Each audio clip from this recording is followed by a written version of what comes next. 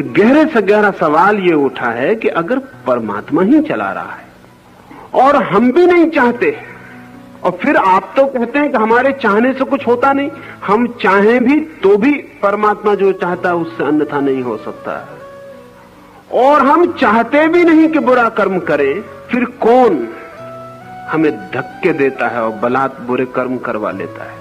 ये बुराई कहां से आती है? अलग अलग चिंतकों ने अलग अलग उत्तर खोजे। जो बहुत गहरे नहीं गए उन्होंने कहा शैतान है, वो करवा लेता है। उत्तर खोजना जरूरी था, लेकिन कोई बहुत गहरा उत्तर नहीं। वो कहते हैं डेविल है, एक पापात्मा है, वो सब करवा लेती। लेकिन ये उत्तर बहुत गहरा नहीं है, क्योंकि अर्जुन को अगर ये उत्तर दिया जाए तो अर्जुन कहेगा वो परमात्मा उस पापात्मा पर कुछ नहीं कर पाता, वो परमात्मा उस शैतान को कुछ नहीं कर पाता। तो क्या वो शैतान परमात्मा से भी ज्यादा शक्तिशाली है?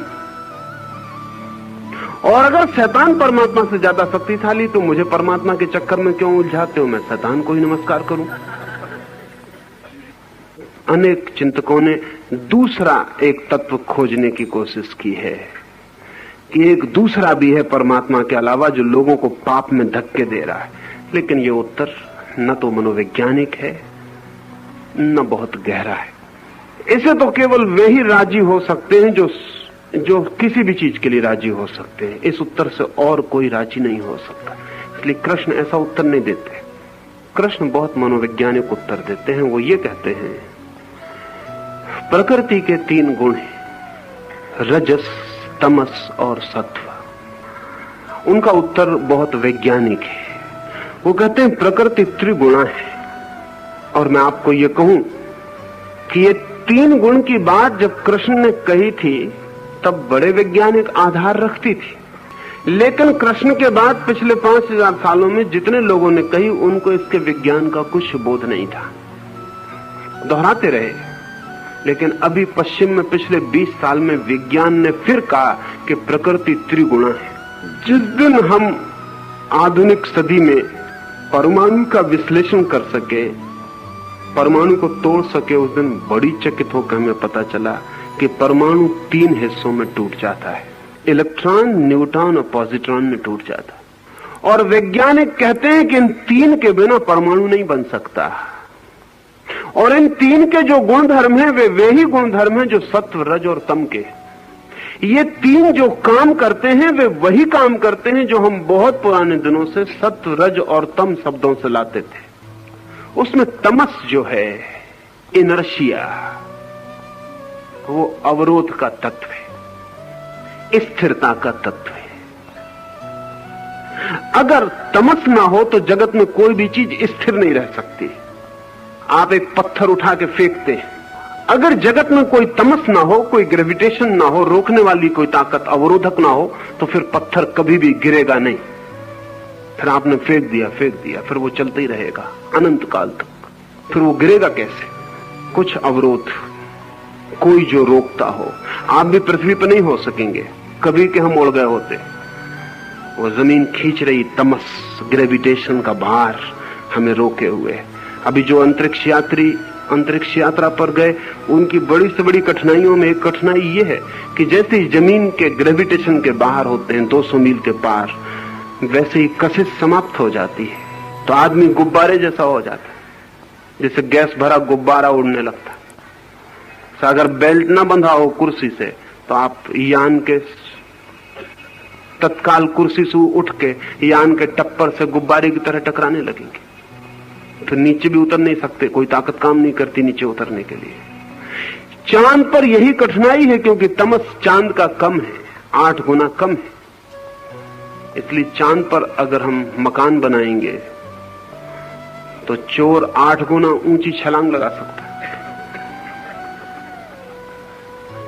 फुटबॉल को वहां चोट मारेगा खिलाड़ी तो यहां जमीन पे जितनी ऊंची जाती है उससे 8 गुनी ऊंची चली जाएगी। ये जो तमस का अर्थ है इनर्शिया, अवरोधक शक्ति।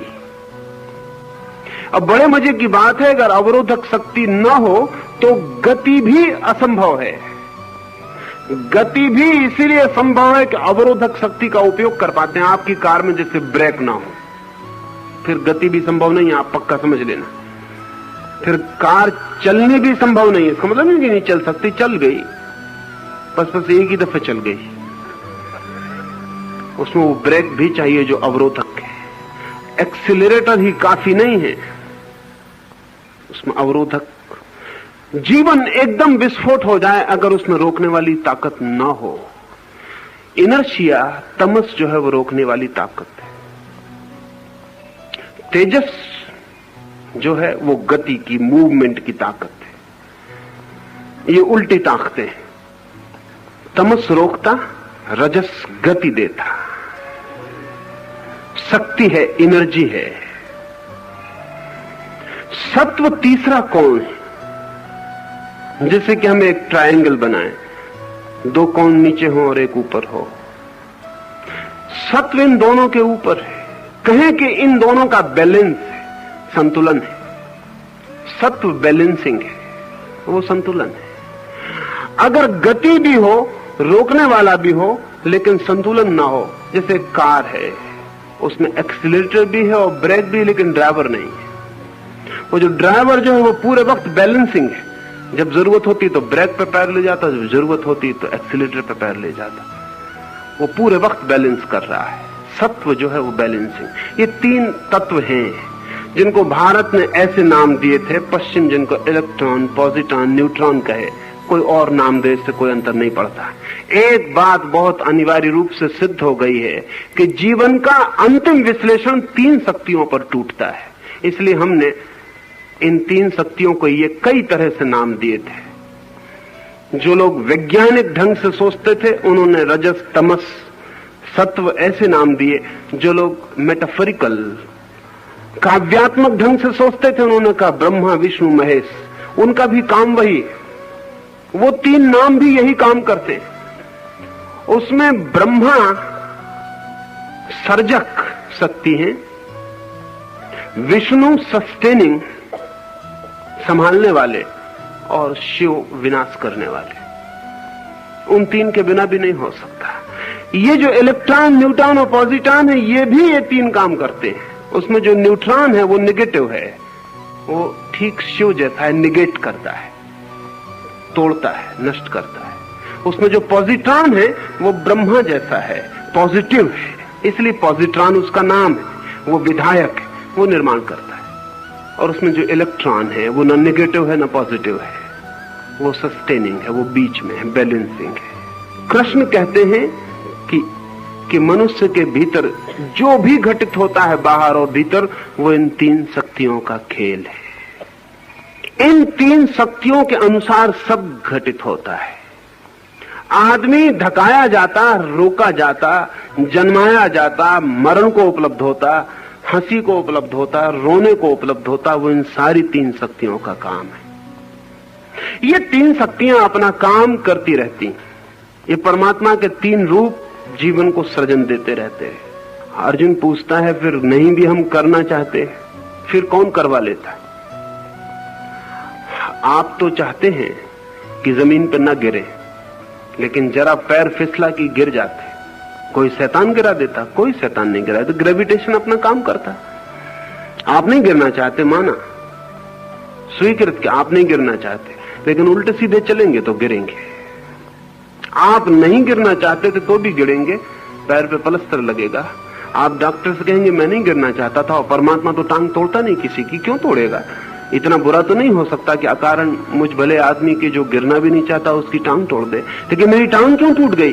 तो डॉक्टर वही उत्तर देगा जो कृष्ण ने दिया। डॉक्टर कहेगा ग्रेविटेशन की वजह से, जमीन में गुरुत्वाकर्षण है, आप कृपा करके संभल के चलें। उल्टे सीधे चलेंगे तो ग्रेविटेशन टांग तोड़ देगी। क्योंकि प्रत्येक शक्ति अगर हम उसके अनुकूल ना चलें तो नुकसान पहुंचाने वाली हो जाती, अगर अनुकूल चलें तो नुकसान पहुंचाने वाली नहीं होती। प्रत्येक शक्ति का उपयोग अनुकूल और प्रतिकूल हो सकता है। अब मनुष्य के भीतर कौन सी शक्तियां हैं जो उसे बलात्, जैसे कि एक आदमी नहीं गिरना चाहता और गिर जाता और टांग टूट जाती, और एक आदमी क्रोध नहीं करना चाहता और क्रोध हो जाता और खोपड़ी खुल जाती, या दूसरे की खुल जाती या खुद की खुल जाती। क्या कौन कर जाता है ये सब? परमात्मा।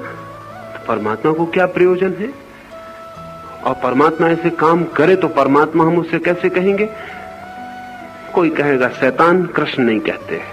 कृष्ण कहते हैं सिर्फ जीवन की शक्तियां काम कर रही हैं। मनुष्य के भीतर क्रोध है, वो भी अनिवार्य तत्व है। कहें कि वो हमारे भीतर नेगेटिव फोर्स है। क्रोध विनाश की शक्ति है हमारे भीतर, प्रेम हमारे भीतर निर्माण की शक्ति है, और विवेक हमारे भीतर बैलेंसिंग फोर्स है। जो आदमी विवेक को छोड़कर सारी शक्ति क्रोध में लगा देगा, वो बलात् नरक की तरफ चलने लगेगा, नहीं चाहेगा तो भी जाएगा। जो सारी शक्ति प्रेम की ओर लगा देगा, वो बलात् स्वर्ग की ओर जाने लगेगा, चाहे चाहे और चाहे ना चाहे। उसके जीवन में सुख उतरने लगेगा।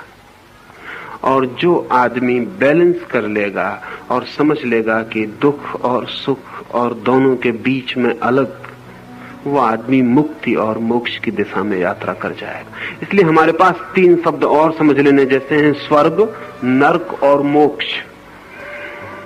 स्वर्ग में वो जाता है जो अपने भीतर की विधायक शक्तियों के अनुकूल चलता है, नरक में वो जाता जो अपने भीतर विनाशक शक्तियों के अनुकूल चलता है, मोक्ष में वो जाता जो दोनों के अनुकूल नहीं चलता, दोनों को संतुलित करके दोनों को ट्रांसेंड कर जाता, परा हो जाता, अतीत हो जाता है। कृष्ण कह रहे हैं शक्तियां हैं, और इन 3 शक्तियों के बिना जीवन नहीं हो सकता है।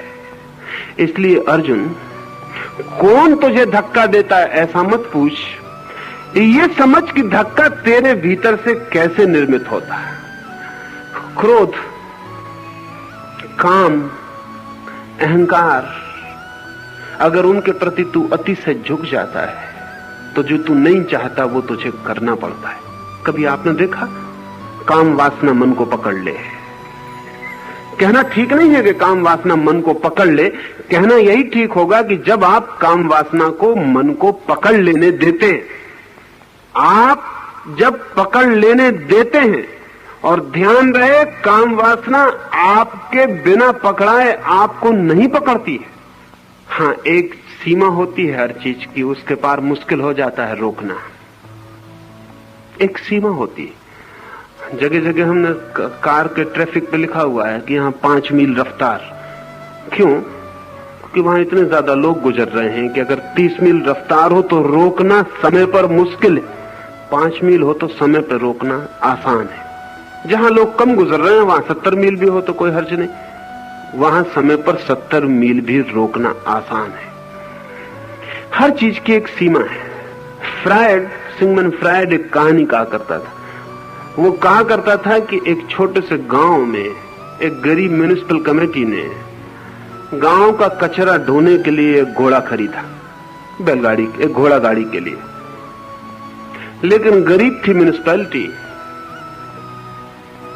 और कहते हैं गांव बड़ा बुद्धिमान था। बुद्धिमान था ऐसा कहें, या लोगों में ऐसी मजाक प्रचलित थी कि गांव बहुत बुद्धिमान है। गांव को ऐसा ख्याल था कि बहुत बुद्धिमान है, हालांकि वो जो भी करता था वो बुद्धिहीनता के काम होते थे। म्युनिसिपल ने एक घोड़ा खरीदा, लेकिन घोड़े को घास, दाना, पानी इतना महंगा पड़ने लगा कि म्युनिसिपल के बजट पर भारी हुआ। गरीब छोटी सी म्युनिसिपल थी। कमेटी बुलाई गई, उन्होंने तय किया कि क्या किया जाए। उन्होंने कहा कि आधा राशन करके देखा जाए घोड़े के लिए। अगर आधे में काम चल जाए तो ठीक, नहीं फिर थोड़ा बढ़ा देंगे। आधा राशन किया, लेकिन काम बिल्कुल ठीक चल गया। घोड़ा आधे राशन पे भी जिंदा रहा। तब तो उन्होंने कहा कि हम पागल हैं जो इसको इतना दें, और आधा करके देखें। उन्होंने और आधा किया, घोड़ा फिर भी जिंदा रहा और फिर भी काम करता रहा। उन्होंने कहा बिल्कुल पागल हैं, इसे और आधा करें। और भी आधा कर दिया। घोड़ा मुश्किल में रहा, लेकिन फिर भी किसी तरह काम करता रहा। म्युनिसिपल कमेटी ने कहा कि हम बिल्कुल नासमझी कर रहे हैं, अब राशन बिल्कुल बंद कर दें। राशन बिल्कुल बंद कर दिया। जो होना था वही हुआ, घोड़ा मर गया। एक सीमा थी जहां तक घोड़ा कम राशन पर भी काम किया, फिर एक सीमा आई जहां से काम नहीं कर सका। हमारी प्रत्येक वृत्ति की सीमाएं हैं, जहां तक हम उन्हें रोक सकते हैं और जहां से फिर हम उन्हें नहीं रोक सकते। एक विचार मेरे मन में उठा, शब्द बना मेरे भीतर, अभी मैं आपको न कहूं तो रोक सकता हूं। फिर मेरे मुंह से शब्द निकल गया, अब इस शब्द को वापस नहीं ला सकता। एक सीमा थी, एक जगह थी, मेरे भीतर विचार भी था, शब्द भी था, ओंठ पर भी आ गया, फिर भी मैं रोक सकता हूं। फिर एक सीमा के बाहर बात हो गई, मैंने आपसे बोल दिया, अब मैं इसे वापस नहीं लौटा सकता। अब कोई उपाय इसे वापस लौटाने का नहीं है। एक जगह थी जहां से वापस लौट जाता। क्रोध एक जगह है जहां से वापस लौट सकता है, लेकिन जब उस जगह के बाहर निकल जाता है उसके बाद वापस नहीं लौटता। काम एक जगह है जहां से वापस लौट सकता है, जब उसके आगे चला जाता है तो फिर वापस नहीं लौट सकता। और ध्यान रहे, बड़े मजे की बात यह है कि उस सीमा तक जहां तक काम वापस लौट सकता है उस समय तक आप उसको सहयोग देते हैं, और जब वो वापस नहीं लौटता तब आप चिल्लाते हैं कि कौन मुझे धकाया जा रहा है, परवश कौन मुझे बलात् काम करवा रहा है। इसे ठीक से भीतर समझेंगे तो ख्याल में आ जाएगा। एक जगह है जहां तक हर वृत्ति आपके हाथ में होती है, लेकिन जब आप उसे इतना उकसाते हैं कि आपका पूरा शरीर और पूरा यंत्र उसको पकड़ लेता है, फिर आपकी बुद्धि के बाहर हो जाती है। फिर आप कहते हैं कि नहीं नहीं, और फिर भी घटना घट के रहती है। तब आप कहते हैं कौन बलात् करवाए चले जाता है, जबकि हम नहीं करते हैं, कोई नहीं करवाता। शक्तियां करती हैं, लेकिन करवाने का अंतिम निर्णय गहरे में आपका ही कोऑपरेशन है, आपका ही सहयोग है। कृष्ण इतना ही कह रहे हैं कि कोई बैठा नहीं है पार तुम्हें क्रोध में, काम में, युद्ध में, लड़ाई झगड़े में ले जाने को। प्रकृति के नियम हैं, अगर उन नियमों को तुम समझ लेते हो और समता को, संतुलन को उपलब्ध होते हो, अनासक्ति को, साक्षी भाव को उपलब्ध होते हो, विवेक को, श्रद्धा को उपलब्ध होते हो, तो फिर तुम्हें कोई फिक्र करने की जरूरत नहीं। फिर जो भी होगा परमात्मा पर। लेकिन जब तक तुम ऐसी समता को और अनासक्ति को उपलब्ध नहीं होते, भीतर तुम आसक्ति को पालते चले जाते हो, बारूद में चिंगारी डालते चले जाते हो। फिर जब आग भड़क के मकान को पकड़ लेती तब तुम कहते हो मैं तो चाहता नहीं था कि आग लगे, लेकिन यह आग लग गई है। बारूद का नियम है, धर्म है, वो आग लगा देगी। तुमने चिंगारी फेंकी, चिंगारी का धर्म है कि वो आग पकड़ा देगी। और जब बारूद भड़क उठेगी तब तुम छाती पीटोगे और चिल्लाओगे कि ये तो मैं नहीं चाहता था। कभी आपने देखा एक आदमी हत्या कर देता है? दोस्तोवस्की का एक बहुत कीमती उपन्यास है क्राइम एंड पनिशमेंट। उसमें रस्कोल्निकोव नाम का एक पात्र, वो रोज अपने सामने उसके मकान मालकिन जो है, उसकी मकान की बुढ़िया जो मालकिन है, वो कोई 70 साल की बूढ़ी औरत, वो गिरवी रखने का काम करती है और लोगों से खींच के ब्याज चूसती है। मरने के करीब है, लेकिन रत्ती भर दया नहीं करती। कोई नहीं है उसका, बहुत धन है। वो रस्कोल्निकोव एक विद्यार्थी है, वो देखता रहता अपनी खिड़की से। गरीब आदमी गिड़गिड़ाते हैं, रोते हैं, चिल्लाते हैं, लेकिन कुछ भी नहीं। उनके कपड़े भी उतरवा लिए जाते हैं। कोई दया नहीं, कोई ममता नहीं। कई बार उसके मन में होता है इस बुढ़िया को कोई मार क्यों नहीं डालता, इसके होने की कोई जरूरत ही क्या है, ये मर भी जाए तो हर्ज क्या है, ये मर जाए तो सैकड़ों लोग जो उसके चक्कर में फंसे हैं वो मुक्त हो जाएं। गरीब किसान, गरीब मजदूर, गरीब लोग, विधवा औरतें, बीमार आदमी, वो सब उससे ब्याज पर रुपया ले लेते हैं। फिर वो कभी चुकता नहीं, उनकी चीजें भी चुक जाती हैं और उनको अदालत में मुकदमे भी चलते हैं, सजाएं भी हो जाती हैं। रोज यही काम। वो कई बार सोचता है कोई इसकी गर्दन क्यों नहीं दबा देता, और बहुत बार उसके हाथ खुद भिज जाते हैं कि गर्दन दबा दूं। फिर वो सोचता है कि मुझे क्या मतलब, और मैं क्यों दबाऊं, और मेरा क्या बिगाड़ा। फिर वो बात भूल जाता है। फिर ऐसे वर्षों चलता रहा। फिर एक दिन उसे भी फीस भरनी है और घर से पैसे नहीं आए, तो अपनी घड़ी रखने उस बुढ़िया के पास गया। सांझ का वक्त है, उसने घड़ी बुढ़िया को दी। बुढ़िया ठीक से देख नहीं सकती, 70 साल उसकी उम्र है। वो खिड़की के पास घड़ी को ले जाके देखती है रोशनी में कि ठीक है या नहीं, कितने पैसे दिए जा सकते हैं। अचानक बस रस्कोल्निकोव को क्या हुआ कि उसने जाकर उसकी गर्दन दबा दी। उसे पता ही नहीं चला कब ये हुआ। गर्दन जब दब गई, और जब उसके हाथ में उसकी नसें उभर आई और खून उसके मुंह से गिरने लगा, तब वो घबराया कि ये मैंने क्या कर दिया।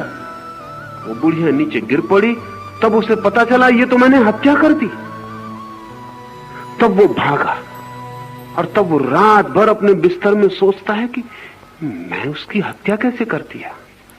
परवश जो अर्जुन कह रहा है कि जैसे बलात् कोई धक्का दे, तो वो कहता कौन मेरे ऊपर सवार हो गया, कोई भूत, कोई प्रेत, क्या हुआ, मैंने हत्या क्यों कर दी, किसने मुझसे हत्या करवा दी, कौन शैतान मेरे पीछे पड़ा है। कोई उसके पीछे नहीं पड़ा है। 2 साल तक उसने सोचा, तैयारी की, 2 साल तक उसने शक्तियों को रस दिया, 2 साल तक हाथ भींचे, 2 साल तक मन में क्रोध का जहर फैलाया, वो सब तैयार हो गया। बीज बोते वक्त किसको पता चलता है कि वृक्ष निकलेगा। बीज बोते वक्त किसको पता चलता है कि इतना बड़ा वृक्ष पैदा होगा। फिर बलात् वृक्ष पैदा हो जाता है, पर बीज हम ही बोते हैं। बीज छोटा होता है, दिखाई भी नहीं पड़ता। मन में क्रोध के बीज बोते हैं, काम के बीज बोते हैं, फिर शक्तियां पकड़ लेती हैं।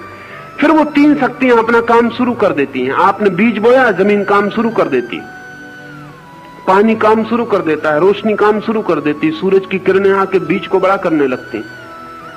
आप हैरान होंगे कि जमीन बहुत कम काम करती है। अभी एक वैज्ञानिक ने प्रयोग किया, नाप तौल के प्रयोग किया कि एक बट वृक्ष को लगाया एक गमले में, बड़े गमले में, नाप तौल के बिल्कुल, इतनी मिट्टी, इतना गमले का वजन, इतने वृक्ष के बीज का वजन, सब नाप तौल के लगाया।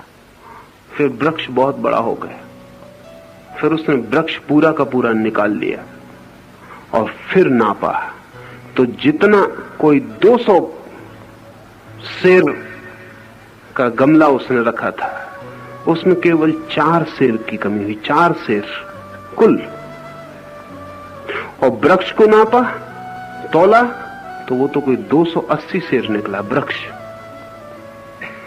और कुल 4 सेर की कमी हुई मिट्टी में। और उस वैज्ञानिक का ख्याल है कि वो 4 सेर भी वृक्ष ने नहीं लिए, वो भी हवा भी आती है, तूफान भी आता है, मिट्टी उड़ भी जाती है, पानी में बह भी जाती। 4 सेर, इतना बड़ा वृक्ष कहां से आ गया।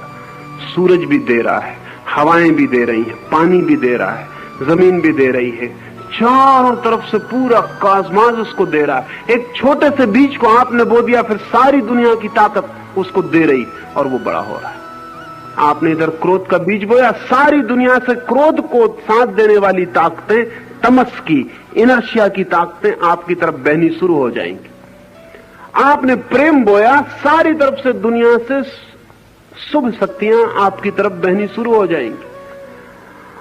आपने साक्षी भाव निर्मित किया, दुनिया की सारी ताकतें आपके लिए बैलेंस में हो जाएंगी। कोई आपकी तरफ नहीं बहेगा, कोई आपके बाहर नहीं बहेगा, सब चीजें सम हो जाएंगी, ठहर जाएंगी।